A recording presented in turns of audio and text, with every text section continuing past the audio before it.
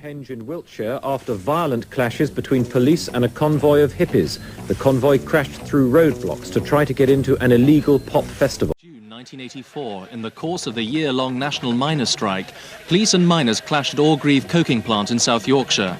Miners were assaulted and arrested for rioting. On the 1st of June 1985, on the way to a People's Free Festival, police and travellers clashed in a bean field near Stonehenge in Wiltshire.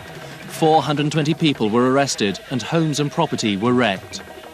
As a result of these events, both miners and travellers took civil action against the police in an attempt to gain compensation for assault, false imprisonment, malicious prosecution and damage to property. Earlier in 1991, both of these cases came to a conclusion. In Operation Solstice and Battle for Orgreave, tonight's Critical Eye asks whether the actions of the police, judiciary and state pose a fundamental threat to civil liberties.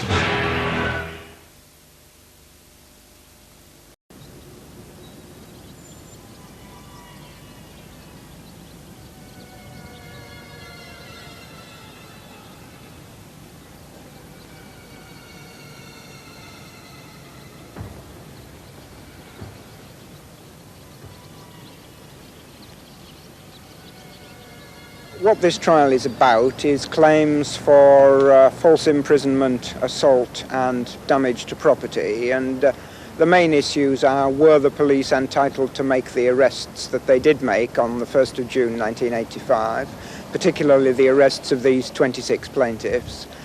If they were, did they use unlawful force in making those arrests? And did they commit acts of unlawful damage to people's vehicles and property, both at the time of the arrests and later?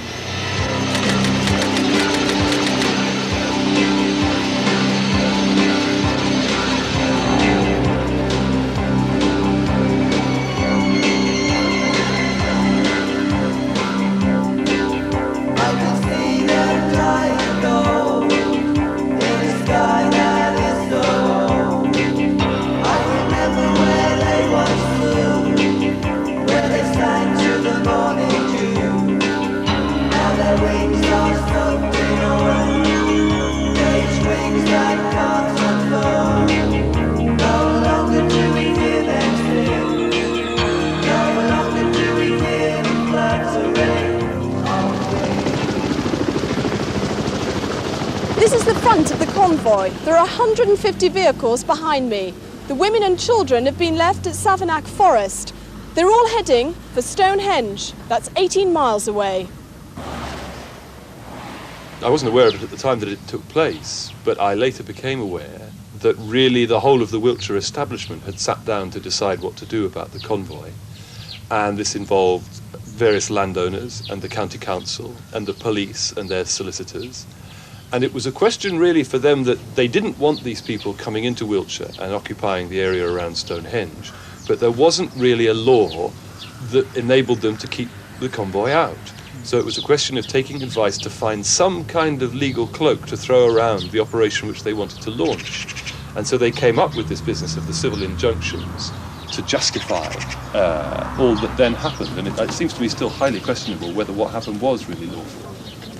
We're prepared for any contingency which may arise, and although I've told you how many men I've got available, I've also got maximum cooperation of my neighbouring chief constables that they're prepared to assist me if I require that aid.